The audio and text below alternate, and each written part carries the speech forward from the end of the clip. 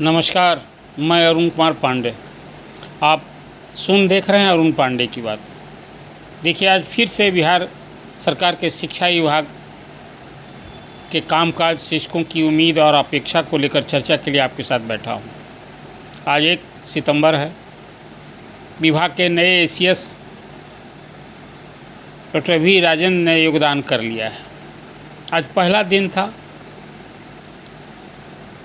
इसलिए आज विभाग के अधिकारियों से एक तरह से कहिए परिचय का सत्र रहा। दिन भर वो अधिकारियों से मिलते जुलते रहे, अधिकारी उनसे मिलते और अपना दायित्व चेहरा सब दिखाते रहे। और कल विभाग के अधिकारियों के साथ समीक्षात्मक बैठक बुलाई है। मतलब कल शिक्षा विभाग के कामकाज क्या चल रहा है, क्या नहीं चल रहा, क्या कठिनाई है, क्या उम्मीद है, कहाँ विभाग कुछ नहीं कर पा रहा है जो करना चाहिए था, ये सब कुछ डिटेल कल एसीएस समीक्षा करेंगे। आज डॉक्टर ए सिद्धार्थ भी साथ गए थे, वहाँ दोनों के बीच योगदान जो होता है उसका प्रभार की अदला बदली भी हो गई। आज विकास आयुक्त के रूप में डॉक्टर ए सिद्धार्थ ने योगदान भी कर लिया। आपको बताए थे, इस योगदान से एक बात हो गई कि 15 वर्षों से जो मुख्यमंत्री सचिवालय से वहाँ सचिव के नाते, प्रधान सचिव के नाते जो नाता था वो नाता भी समाप्त हो गया। अब तो मुख्यमंत्री के यहाँ डॉक्टर ए सिद्धार्थ विकास आयुक्त रहते हुए भी मिलने के लिए अब समय लेना पड़ेगा, जो प्रोटोकॉल है सामान्यतः। इसलिए कि मुख्य सचिव से मिलने के लिए वहाँ एक सिस्टम बना होता है। मुझे तो याद है पिछले 30 साल में, 35 साल में 2-3 ऐसे मुख्य सचिव से भी जो संबंध रहा था, लोगों से मैं आता जाता रहा था, तो 2 ऐसे भी मुख्य सचिव मिले जो उन्होंने बहुत दर्द भरी शिकायत की कि देखिए ना, कुछ पर्सनल प्रॉब्लम को लेकर हम मुख्यमंत्री से मिलना चाहते हैं तो मिलने का समय नहीं मिल रहा है।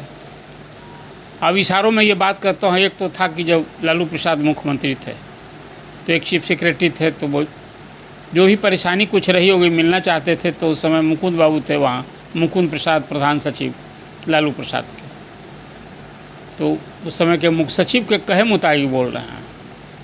और कई फाइल पर मुख्य सचिव जो टिप्पणी किया करते थे, ठीक से उससे उलट टिप्पणी आ जाती थी मुख्यमंत्री के यहाँ से। तो विभाग नीचे स्तर पर जब जाए तो आप समझ सकते हैं कि बाबू तक ये जब संचिका जाती है तो क्या महसूस करेगा कि अभी मुख्य सचिव की हालत क्या हो रही है कि उनके प्रस्ताव, अनुमोदन और आदेश निर्देश का मुख्यमंत्री ने टर्न आउट किया।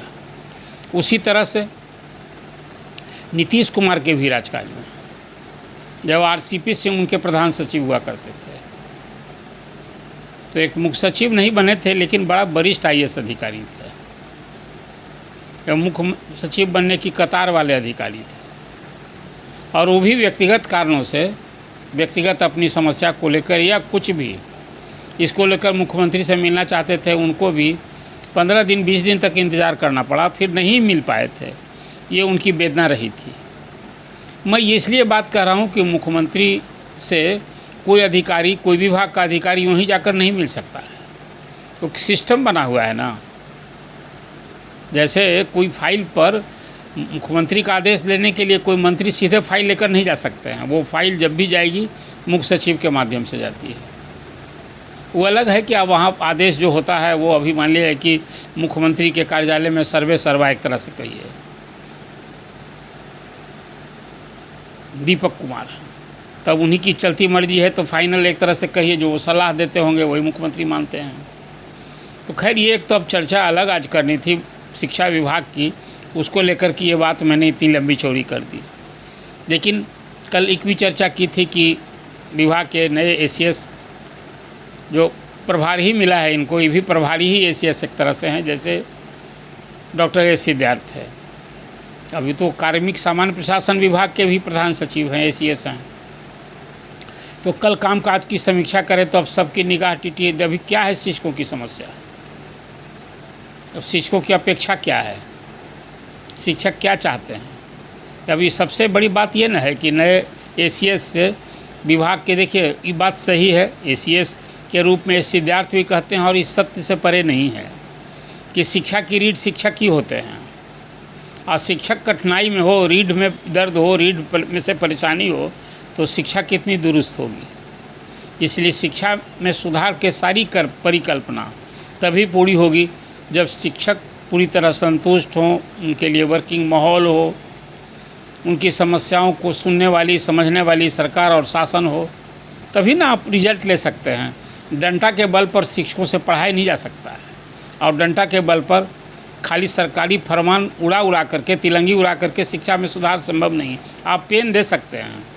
अब स्कूल में आपने व्यवस्था कर दी कि 5 बार फोटोग्राफी होगी, एक बार जाएंगे तब, एक बार आएंगे तब, एक बार फिर मिड डे मील बनेगा तब। ये सब व्यवस्था लागू है ना अभी, और उसके लिए फिर फोटोग्राफ मतलब है कि अब पढ़ाने के अलावा ये सारे काम जो जिस ढंग से कराए जा रहे हैं, तो पढ़ाई तो गौण हो गया है। अब सरकारी कर्मचारी होने के नाते शिक्षक पर, प्रधानाध्यापक पर और प्रधान शिक्षकों पर जो ये सारी अतिरिक्त जिम्मेवारी दे दी गई है, इसे पढ़ाई का काम उनसे अपेक्षा कितनी की जा सकती है, एक ये विषय है ना। तो खैर ये सब तो अलग है, अभी देखना है। मैंने आपको कल कहा था कि वी राजेंद्र बहुत सारे दायित्व संभाल चुके हैं डीएम के रूप में कई ज़िलों में। मैंने तो पटना के डीएम थे तब और कमिश्नर रखे थे तब। उस समय उनके कामकाज को नज़दीक से देखने का अवसर मुझे भी मिलता था जब मैं रिपोर्टर था। एक पहचान थी, बड़ा दृढ़ प्रतिज्ञ क्या अधिकारी माने जाते हैं, और अनुशासन और शक्ति में बड़ा वो ये पहचान थी उनकी कि अपने नीचे के अधिकारियों को कोई गलती हुई तो बड़ा कड़ी फटकार लगाते थे, लेकिन वो अपने नाम और परिचय जिसको कहते हैं फ़ोटो के लिए, और दूसरे अधिकारियों की तरह वो नहीं, उनकी पहचान ऐसी रही कि वो नाम के लिए जो चेहरा चमकाने वाले अधिकारी के रूप में उनकी कभी पहचान नहीं रही है। उनकी कार्यशैली एक अलग है। ये बात मैं कर रहा हूँ एसीएस वी राजेंद्र की। तो इसलिए अब मीडिया में जो बातें खुद एसीएस हर पर शनिवार को आकर के शिक्षा की बात करके एक नई शुरुआत की थी, मोबाइल से वो संपर्क करते थे। अभी देखना होगा कि ये सब में कौन कौन सा काम जो डॉक्टर ए सिद्धार्थ ने अपने कार्यकाल में शुरू किया, कुछ अभिनव प्रयोग किया, कौन कौन काम वो चालू रखते हैं और कौन काम बंद करते हैं। अभी तो जाते जाते एसीएस ने 2 दिन पहले भी बहुत सारा 2-3-4 फरमान दिया था, और वो शिक्षा में सुधार के लिए था, अनुशासन बिल्डअप करने के लिए था। तो उस सब में से तो बहुत फेरबदल नहीं होगा। सबसे बड़ी बात अभी है शिक्षकों के स्थानांतरण को लेकर के। एक बड़ी समस्या भी है और ये अपेक्षा भी है। आप सभी जानते हैं कि मुख्यमंत्री ने एक आदेश दिया 7 अगस्त को कि भाई शिक्षकों को उनका ऐच्छिक स्थानांतरण हो। 3 जिले का ऑप्शन लीजिए और फिर उसी में कोई ज़िला जहाँ देते हैं उनका प्रखंड का ऑप्शन लीजिए, पोस्टिंग कीजिए। इसी तरह की कार्रवाई बिना नियम और नीति रहते ए सिद्धार्थ ने भी शुरू की थी, जो कि बाद में उन्होंने एक तरह से कही कि स्थानांतरण की नीति बनाई, 8 कैटेगरी बनाई थी, और उसमें कहा था कि फेज वाइज सबका हम करेंगे।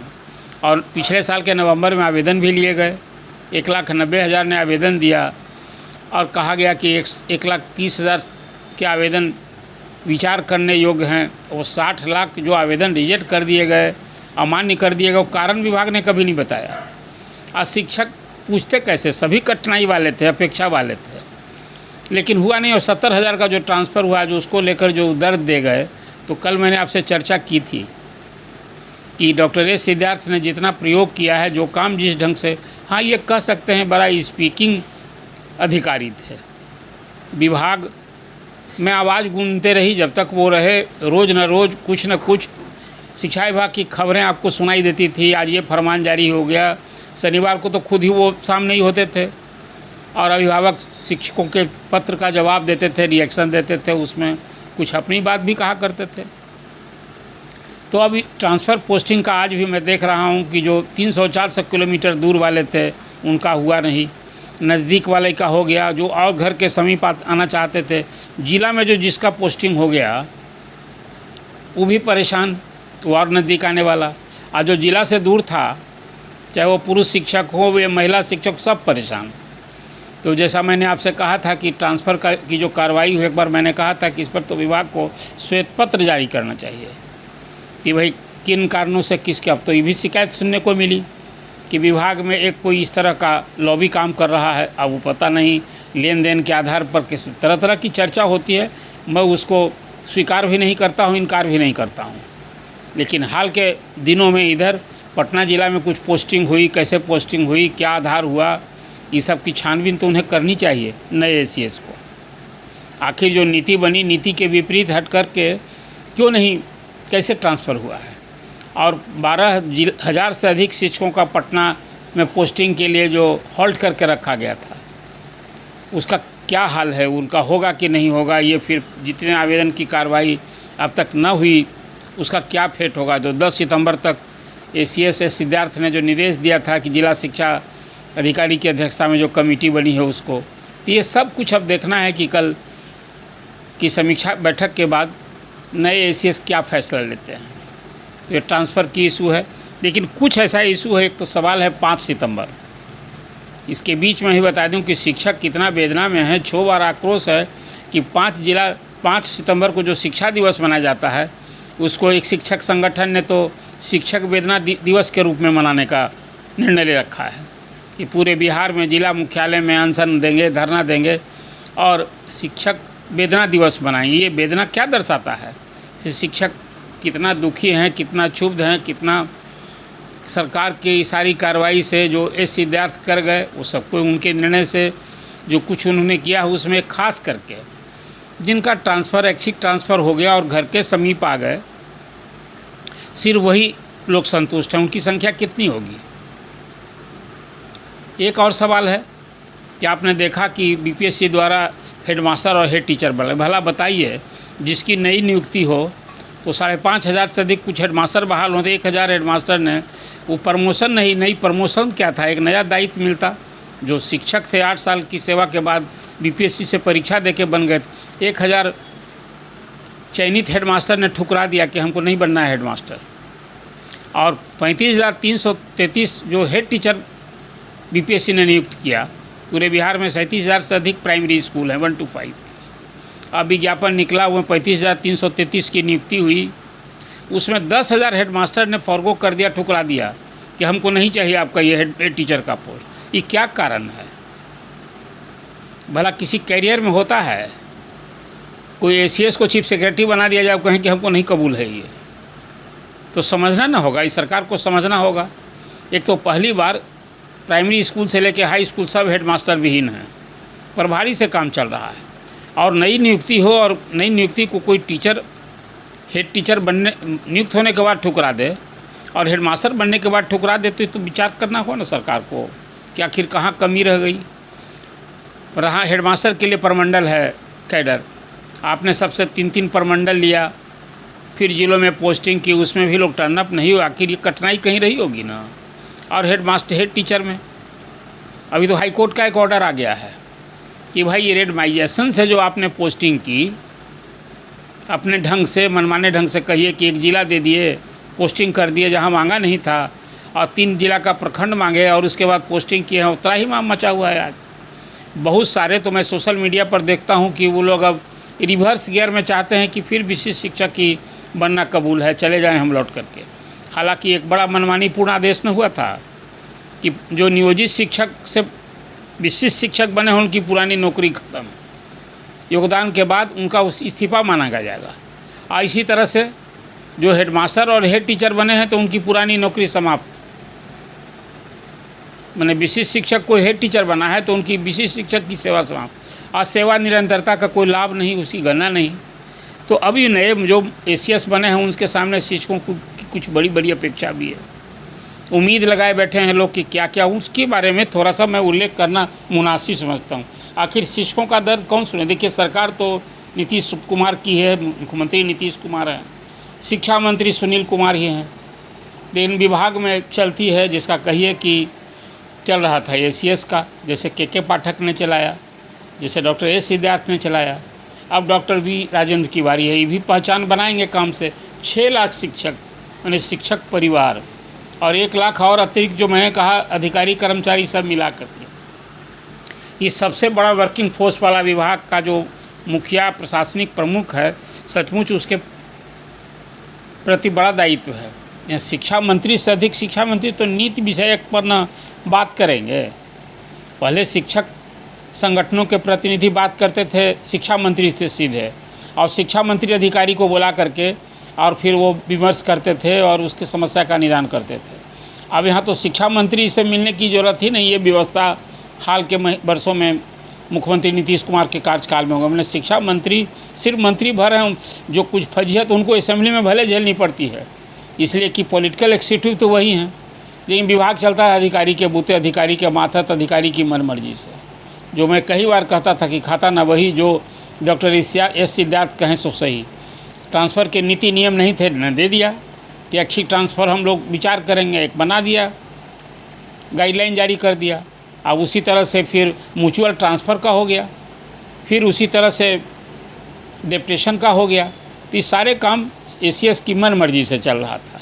तो अब अपेक्षा है कुछ तो जलवा रुतबा एसीएस भी दिखाएं। तो एक बड़ा सवाल क्या है, बिहार के शिक्षक भी चाहते हैं कि भाई उनकी सेवानिवृत्ति की आयु भी 62 वर्ष की जानी चाहिए। देखिए ये अपेक्षा है, ये शिक्षक का दर्द मर्द एसीएस नहीं समझेंगे तो विभाग सरकार को प्रस्ताव भेजेंगे, और शिक्षक संगठनों की ओर से तो मांग हो ही रही है कि भाई शिक्षकों की सेवानिवृत्ति की आयु 62 वर्ष की जाए।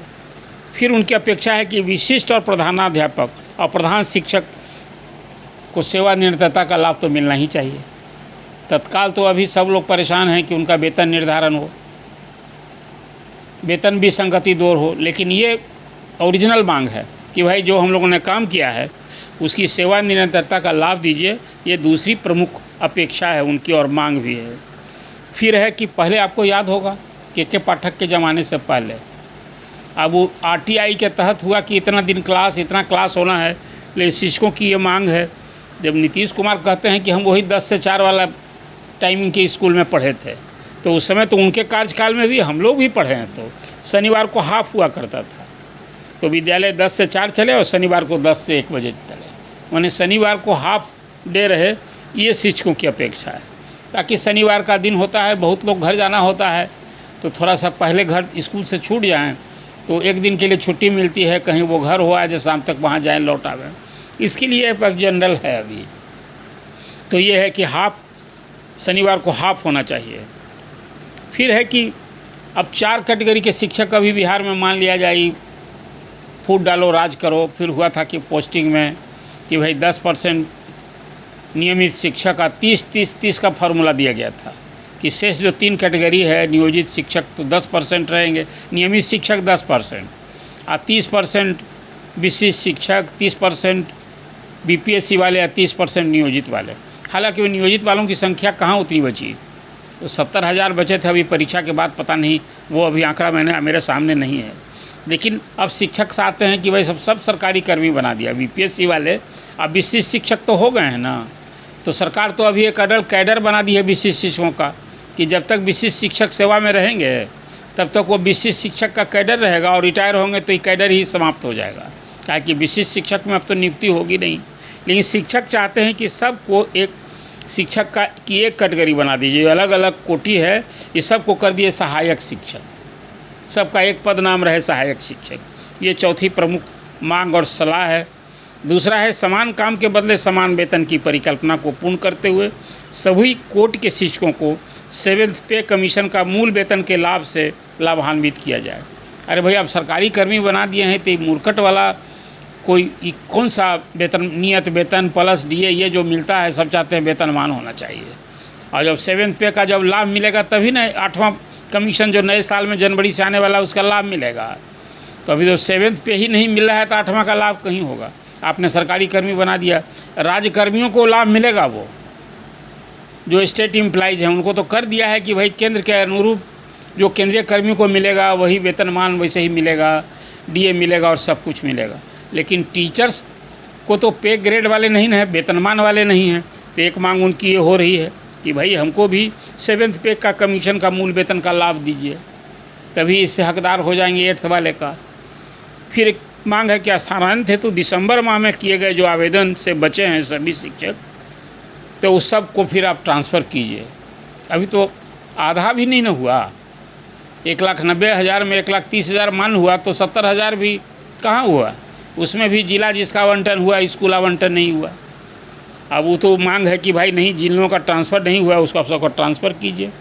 दिसंबर महीने में किए गए आवेदन में से जो बचे सभी शिक्षक हैं उनका भी आप ट्रांसफ़र इमीडिएट कीजिए।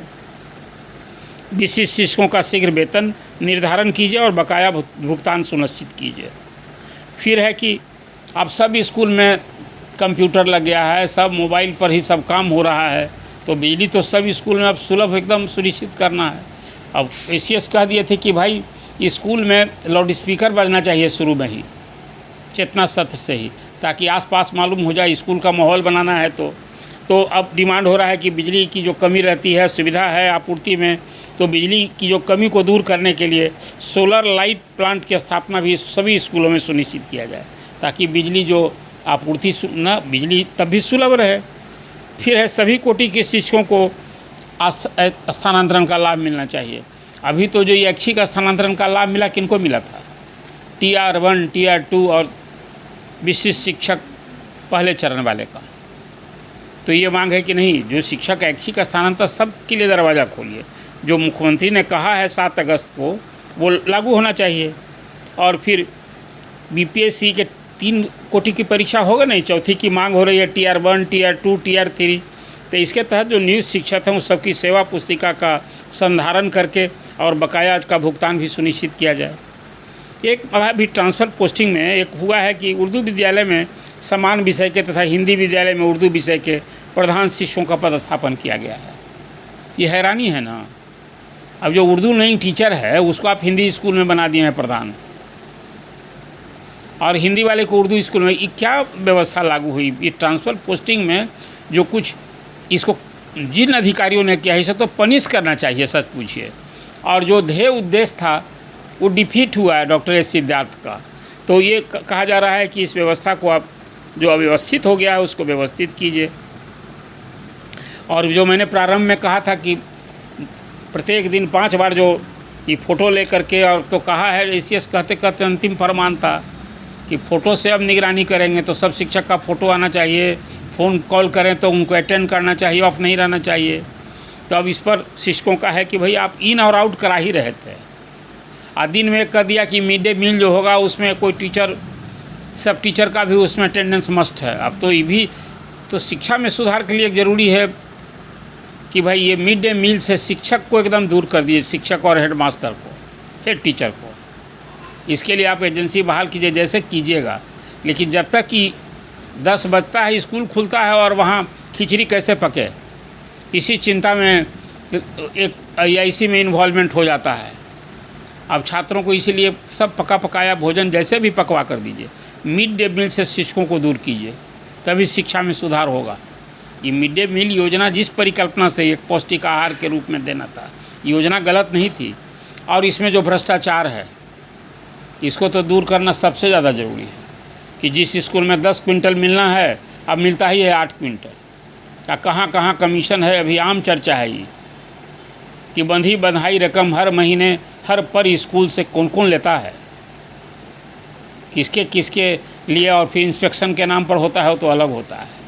तो ये सब बंद होना चाहिए। यदि अब अभी जो नए ACS ज्वाइन किए हैं तो कार्मिक भी देख रहे थे, सामान्य प्रशासन, तो इनको तो सब चीज़ का अधिकारियों के बारे में भी, खास करके जो BPSC वाले हैं, बिहार प्रशासनिक सेवा, और IAS अधिकारियों का सारा लेखा जोखा, काला चिट्ठा सब वो बहुत नज़दीक से देखते भी रहे हैं। तो एक ये है कि भाई इसमें सुधार होना चाहिए। ये 5 दिन की हाजिरी और बच्चे स्वस्थ होकर पढ़ें। आज शिक्षक, मैं एक स्कूल में गया था औरंगाबाद ज़िले में, वहाँ देखा कि गोईठा पर बन रहा है वहाँ मिड डे मील, तो मुझे हैरानी हुई। अब जैसे ही वहाँ स्कूल में पहुँचते ही 9:30 बजा होगा, और वहाँ सारा इतना धुआं हो रहा था कि क्लास और पूरा 3-4 कमरे का प्राइमरी स्कूल सब कहिए सबके आंख में आंसू धुआं से। तो मालूम हुआ कि तो गोईठा पर के नया नहीं बन रहा है, ये तो बरसों से, कई महीनों से बन रहा है। तो प्रभारी जो मिड डे के प्रभारी ब्लॉक से हैं उनसे बात हुई, उनसे अपेक्षा की गई कि भाई क्या हो रहा है, आप कुछ संजीदगी दिखाइए। तो उन्होंने कहा कि नहीं हम करते हैं। वो फिर गैस की आपूर्ति उन्होंने दूसरे ही दिन से सुलभ कराई अनुनय विनय पर। तो ये सबको नीचे लेवल पर देखना चाहिए। बताइए, गोईठा पर कहीं और लकड़ी के बनेगा तो वहाँ पर स्कूल के आसपास बच्चे धुआं पिला रहा है। केंद्र सरकार सब जगह अब घर घर में सिलेंडर की आपूर्ति कर रही है, मुफ्त सिलेंडर की, और कहती है कि धुआं रहित। और स्कूल में जहाँ गोईठा से बन रहा है, अभी तो क्रिमिनल केस होना चाहिए। जहाँ कहीं मुझे बहुत उस दिन क्षोभ भी हुआ था, लेकिन देखा कि भाई चलिए संबंधित अधिकारी से अनुरोध ही विनय करके ज़रा जानकारी दें उनको कि देखिए मैं तो आया पटना से, और यहाँ मैं जब देख रहा हूँ तो मुझे खुद भी हैरानी हुई है। खैर इसका उन्होंने दूसरे दिन ही उस स्कूल में तो कर दिया, लेकिन पता नहीं औरंगाबाद के और कितने स्कूल में और बिहार के और कितने गांव के स्कूल हैं वहाँ गोईठा से आज भी खाना बन रहा है। अब वो गैस से सस्ता पड़ता होगा तो एक रास्ता निकाल लिया गया है। तो ये सब चीज़ भी नीचे लेवल पर क्या हो रहा है देखना चाहिए इसको।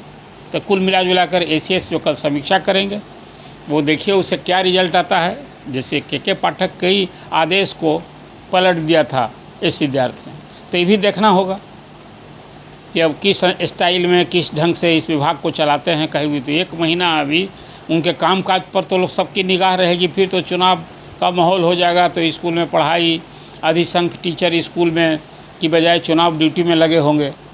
उसकी भी ट्रेनिंग वगैरह तो लिस्ट बन ही रही है प्रशासन, जिला प्रशासन की ओर से।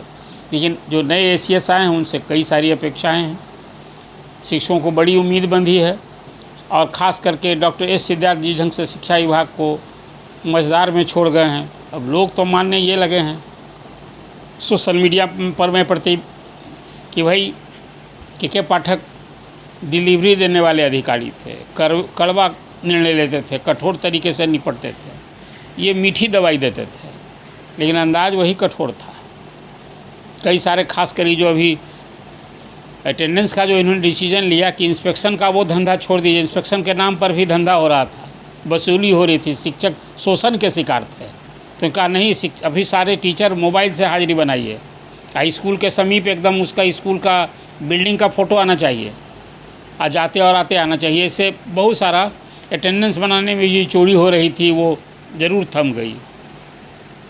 नहीं तो मैं तो ये भी देख रहा था कि स्कूल के समीप क्या 1-8 किलोमीटर से जब रेंज नहीं लेते लोग हाजिरी बना लेते थे। अब ट्रेन से जा रहे हैं तो स्टेशन पर पहुँचे वहीं से हाजिरी बनाते थे। तो खैर सब अब थम गया है। अब बीच में जो टीचर भाग जाते हैं उसके लिए भी किया कि नहीं, बीच में भी अब एक हाजिरी मिड डे मील वाला हो गया है कि मिड डे मील के समय भी सब शिक्षक और छात्र बच्चों का की हाजिरी होगी तो हाजिरी बना के भागने वाला शिक्षक को रोका जा सकेगा। देखिए ये बात सही है कि सोसाइटी में या समाज में या शिक्षक में ज़्यादा लोग कर्तव्यनिष्ठ हैं, और मैं तो मानता हूँ अपवाद वाले अयोग्य हैं, अपात्र हैं। कहा कि बिहार के शिक्षकों को जो उनकी पात्रता पर सवाल उठाते थी तो ये तो नरेशन झूठा साबित न हो गया। स्कूल एग्जामिनेशन बोर्ड ने जब परीक्षा ली और 2.5 लाख से अधिक नियोजित शिक्षक ने अपनी पात्रता दिखाकर विशेष शिक्षक बन गए। तो एक मैं पहले से भी कहता था कि भाई बिहार के स्कूलों में 2 लाख बच्चे जो पढ़ रहे हैं, इसी 3.5 लाख नियोजित शिक्षकों के बूते हैं। तो शिक्षक सभी गड़बड़ हैं और सभी कोई योग्यताधारी नहीं है, पात्र नहीं है, गलत धारणा है। ये सरकार क्यों इस तरह की धारणा बना रखी है शिक्षकों के प्रति, ये अपमान है। और शिक्षक सबसे अधिक सम्मान के हासिल करने वाले की बिरादरी है। अब समाज में जो शिक्षक को सम्मान नहीं मिलेगा, सरकार सम्मान नहीं देगी, तो फिर समाज कैसा बनेगा। मैंने प्रारंभ में कहा था शिक्षक शिक्षा व्यवस्था की रीढ़ हैं शिक्षक, और किसी के बारे में अधिकारी और कर्मचारी का रोल डिफरेंट होता है, लेकिन कोई ये पीढ़ी बनाने वाला इसी से साइंटिस्ट, पत्रकार, डॉक्टर, इंजीनियर, IAS IPS बनता है। तो शिक्षक के प्रति अपनी धारणा थोड़ा हर को उच्च रखना चाहिए। आज इसमें कोई कमी है, ये व्यक्तिगत न किसी में कमी होगी, लेकिन जनरल जो शिक्षक है ना, उसमें उसके व्यक्तित्व में, उसकी सोच में, उसके व्यवहार में औरों से भिन्न होता है। वो रिस्पेक्ट कमांड करने वाला ये तबका है। कोई शिक्षक किसी को कहता थोड़े है कि हमें प्रणाम करो, लेकिन कितनी भी उम्र बीत जाए, प्राइमरी स्कूल के टीचर भी आपके सामने होंगे तो आप उनके प्रति श्रद्धा निवेदित करनी होगी। तो आज खास करके नए ACS के योगदान के साथ उनसे जो शिक्षकों की अपेक्षा है, जो उम्मीद है, जो मांग है, इसका हमने उल्लेख किया है। और कल शिक्षा विभाग के अधिकारियों की बैठक के बाद क्या कुछ महत्वपूर्ण फैसला होता है, क्या विभाग के नए ACS कुछ वेंटिलेट करते हैं कि विभाग को कैसे चलाएंगे, किस दिशा में ले जाएंगे। सिद्धार्थ ने सब काम गलत थोड़े किया है, लेकिन कुछ काम निश्चित रूप से अटपटा दिख रहा था। तो उस समय सुधार की अपेक्षा शिक्षकों की और जो दर्द दे गए हैं, जिनसे विशिष्ट शिक्षकों का भी देखिए वेतन नहीं नियमित मिल रहा है, उसी से Tier 3 वाले का। तो ये सब तो भाई वेतन का अद्यतन ही तो कहते भी गए। अभी हाल में जो फरमान जारी हुआ था जिला शिक्षा पदाधिकारियों के लिए डॉक्टर एस सिद्धार्थ का, उन्होंने कई कड़ी हिदायत भी दी थी। अब वेतन भुगतान के बारे में तो निर्देश भी दिया था उन्होंने कि भाई शिक्षकों का वेतन बांटने वाले अधिकारी जो जिम्मेवार हैं या कर्मचारी, पहले शिक्षक का वेतन बांटिए तब अपना वेतन लीजिए। ये हो रहा है कि नहीं? इसलिए मैंने कहा कि वी राजेंद्र एक ऐसे अधिकारी हैं जो नाम और चेहरा नहीं चमकाएंगे, लेकिन काम करेंगे बहुत कठोर तरीके से। जो हम लोगों ने उनके कामकाज को देखा है, जिला अधिकारी के रूप में, कमिश्नर के रूप में, विभाग के विभिन्न विभागों में जो दायित्व संभालते रहे, फिर केंद्र में भी गए थे। तो अब डॉक्टर वी राजेंद्र के सामने भी एक चुनौती है और फिर एक नई पहचान भी बनानी है। अब तक जो कुछ चला है, का एक शिक्षा विभाग का जो कोई एसीएस कोई अधिकारी, अब वो कोई कभी निदेशक प्राथमिक शिक्षा, प्राथमिक माध्यमिक शिक्षा के निदेशक और उच्च शिक्षा के निदेशक की चर्चा होती थी कामकाज की। अब तो चर्चा सिर्फ एसीएस की होती है। तो नए एसीएस से उनके नाम और चेहरा भले नहीं उनकी चमकावें, वो उनकी काम की चमक तो दिखनी चाहिए। इन्हीं अपेक्षाओं के साथ जो मैंने आपसे चर्चा की, चर्चा कैसी लगी आप अपना कमेंट कीजिए। और फिर मैंने आपसे पहले भी कहा है कि अपनी जो आपकी अपेक्षा है वो आप ज़रूर आवाज़ उठाते रहिए। आपकी आवाज़, आपकी मांग, आपकी अपेक्षा सरकार तक जाएगी, ये भरोसा आपको मैं दिलाता हूँ, जा भी रही है। इसलिए अंत में यह भी अपेक्षा है कि आप अरुण पांडे की बात सब्सक्राइब कीजिए और अपने लोगों के बीच अधिकाधिक शेयर कीजिए। फिर कल जब शिक्षा विभाग के अधिकारियों की बैठक होगी और उसमें जो उसके नतीजे आएंगे, जो वी राजेंद्र कुछ नया फैसला लेंगे, फिर क्या करेंगे, ये तो सब अभी भविष्य के गर्भ में है। लेकिन भरसक मेरी कोशिश होगी शिक्षा विभाग की नज़र, शिक्षा विभाग के कदम और शिक्षकों की समस्या, शिक्षकों की अपेक्षा और मांग, ये तो मैं चाहता हूँ जो मेरी चर्चा मैंने आपसे कि आप खुद समझते होंगे कि शिक्षकों के प्रति मेरे दिल में बहुत आदर है। ये सिर्फ मेरे ही दिल में नहीं, समाज के सभी तबके के वर्ग को, नौकरशाही सबको होना चाहिए। धन्यवाद। अगर आपको ये खबर अच्छी लगी तो चैनल को सब्सक्राइब करना नहीं भूलें और बेल आइकन जरूर दबाएं।